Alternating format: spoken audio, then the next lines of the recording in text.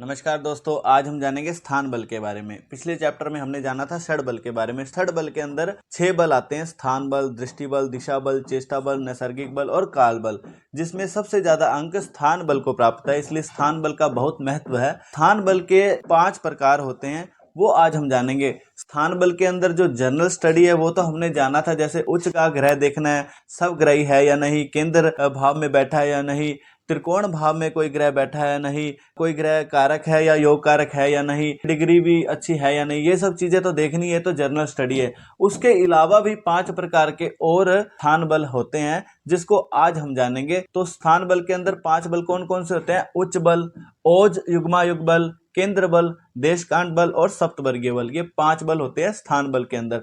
अगर इनमें वो ग्रह शुभता प्राप्त कर लेता है तो उसे 44% अंक मिल जाते हैं। तो सबसे पहले हम जानेंगे उच्च बल के बारे में। तो उच्च बल तो आपको नाम से ही क्लियर है, कोई भी ग्रह अपनी उच्च राशि में बैठा होता है तो वो 100% फल देता है, और नीच राशि में बैठा होता है तो 0% फल देता है। वैसे ही जैसे सूर्य पहली राशि में बैठा होगा तो 100% फल देगा, और 7वीं राशि में आ जाएगा यानी दूसरी से आएगा और कम हो जाएगा, तीसरी में और कम फल देगा, चौथी में और कम, 5वीं में उससे भी कम, 6वीं में उससे भी कम, और 7वीं राशि में जब वो आएगा तो 0% वो फल देगा। यहाँ पर एक के नीचे लिखा है 60।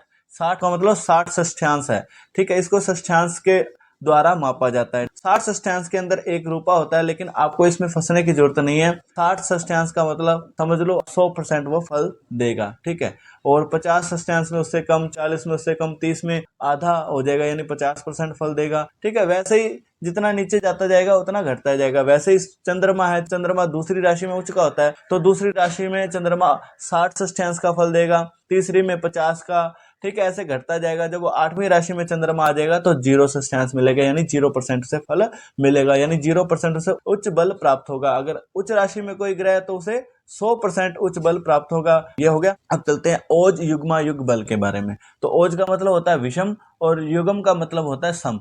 तो विषम राशि में ये ग्रह है, सूर्य, मंगल, बुध, गुरु और शनि, यानी 1 3 5 7 9 11, ये विषम राशि होती है। इनमें ये जो ग्रह है ये उसको 60 षष्ठ्यांश का फल मिलता है, 100% फल मिलता है। और सम राशि के अंदर चंद्र और सूर्य को 100% ओज युग्मा युग बल प्राप्त होता है। ये हो गया। अब आता है केंद्र बल। केंद्र बल को कैसे जानना है? केंद्र बल के अंदर भी 3 होते हैं बल: केंद्र स्थान, पणफर स्थान और ओपोकिलम स्थान। केंद्र स्थान को तो हमें पता ही है, 1 4 7 10, और पणफर स्थान होता है 2 5 8 11, और ओपोकिलम होता है 3 6 9 12। इसको हम ऐसे भी लिख सकते हैं 1 2 3, इस क्रम में लिख सकते हैं 4 5 6 7 8 9 10 11 12। जो ऊपर के है वो केंद्र स्थान है, बीच वाले जो है वो पणफर स्थान है, और जो नीचे वाले हैं वो ओपोकिलम स्थान है। तो अगर कोई ग्रह केंद्र स्थान में बैठा होगा तो उसे 60 षष्ठ्यांश का फल मिलेगा यानी 100% केंद्र बल मिलेगा। अगर कोई पणफर स्थान में बैठा है तो उसे 30 षष्ठ्यांश यानी 50% उसे केंद्र बल मिलेगा। अगर कोई ओपोकिलम स्थान में बैठा है तो उसे 15 षष्ठ्यांश यानी 25% केंद्र बल प्राप्त होगा। ये हो गया।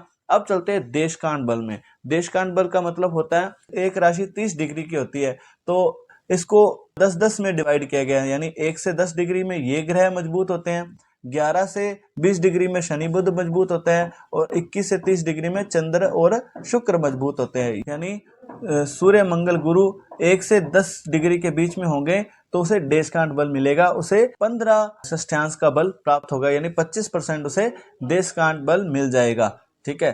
देशकांट बल का इतना महत्व नहीं है, सिर्फ 15 षष्ठ्यांश मिलता है यानी 25% वो ग्रह शुभ होता है। लेकिन अगर ये शुभ होगा तो ग्रह थोड़ा और बली माना जाता है, तो इसको भी देखना बहुत जरूरी होता है। और 11 से 20 डिग्री के अंदर शनि बुध को देशकांट बल मिलता है, 21 से 30 डिग्री के बीच में चंद्र शुक्र को देशकांट बल मिलता है। और उसके बाद आता है 5वां सप्तवर्गीय बल। सप्तवर्गीय बल के अंदर आते हैं राशि बल, मूल त्रिकोणी बल, होरा बल, सप्तमांश बल, नवांश बल, त्रिशांश बल, द्वादशांश बल। ये दो तो है, ये तो राशि बल और मूल त्रिकोणी बल से जाना जाता है, जैसे सवग्रही राशि है या नहीं, और मूल त्रिकोणी राशि का कोई ग्रह है या नहीं। और बाकी के जो ये है इसके बाकी कुंडलियां देखी जाती है, जो होरा कुंडली होती है, सप्तमांश कुंडली होती है, नवांश कुंडली होती है, त्रिशांश, द्वादशांश जो कुंडली है, ये 5 जो कुंडलियां होती है इनको भी देखा जाता है। तो इनको कैसे देखा जाता है? इन कुंडलियों के अंदर कोई ग्रह अगर उच्च राशि का है तो उसे 60 षष्ठ्यांश का फल प्राप्त होता है, यानी 100% उसे सप्तवर्गीय बल प्राप्त होता है। इन कुंडलियों के अंदर कोई मूल त्रिकोणी बैठा है तो उसे 45 षष्ठ्यांश का फल मिलता है। इन कुंडलियों के अंदर कोई स्वग्रह राशि का बैठा है तो 30 का,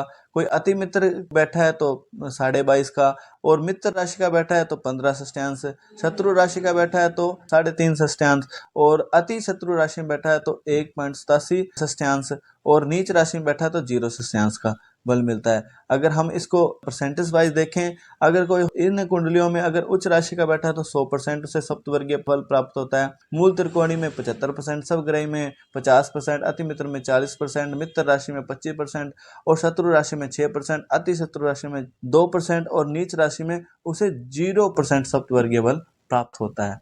तो मुझे उम्मीद है आपको ये सारा चैप्टर समझ आ गया होगा। तो आज के लिए बस इतना ही, तब तक के लिए जय श्री राम जी।